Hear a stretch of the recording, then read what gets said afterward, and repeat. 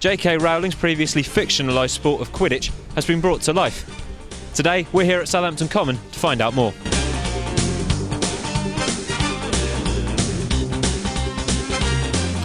The public park is the home of Southampton Quidditch Club, who formed just over a year ago but are already ranked 4th in the country. I spoke to team captain Sarah Doricott and some of her fellow Muggles about their involvement in this young sport. Well, I started in January last year setting up Southampton team. I got involved in Quidditch the year before when I saw the summer games in Oxford where America, Canada, France and Australia all came over, and that's sort of where I originally fell in love with it. And at that point Quidditch wasn't really known in the UK, there were sort of 1 or 2 teams, and so I've kind of been with it from the start now, and we've now grown into a national league now again, and it's brilliant. My housemate was playing it last year and he kept bugging me to come along, so I thought I'd finally come along as a bit of a joke, and then it turned out to be quite competitive, so I gave it a try. I started at my old university, Keele University. They just had a Quidditch society, and I thought I've just got to check that out and see how the game's actually played, and it turned out to be amazingly fun. So after I graduated I found my nearest team, which is Southampton, and started playing here.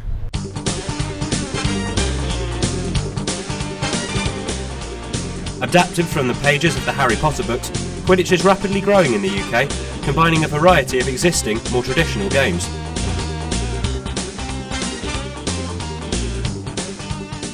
Quidditch is a game played on a field of 2 teams of 7 players. You have 3 chasers, 2 beaters, 1 keeper and a seeker. It's the chaser's job to use the quaffle, which is a volleyball, to pass down the pitch and score through one of 3 hoops at either end. The beater's job is to use the bludgers, which are dodgeballs, to hit the opposing team players. If you get hit by a bludger, then you have to dismount your broom, run back to your hoops and tap back in. The keeper's role, as in any other sport, is to guard the hoops, and once out of the keeper zone they then effectively become a 4th chaser, and it's the seeker's job to catch the snitch. Now obviously in Harry Potter it's a flying golden ball, which we can't recreate, so we have a guy or girl who's not part of either team, who's known as the snitch runner, and they have a tag on the back of their shorts which is the snitch, and that's what the seekers have to grab. Training in public brings supporters of all kinds, but with the sport gaining more popularity, it is hoped that more than 1 man and a dog will be watching it in the near future. Well, I started in January last year setting up Southampton team.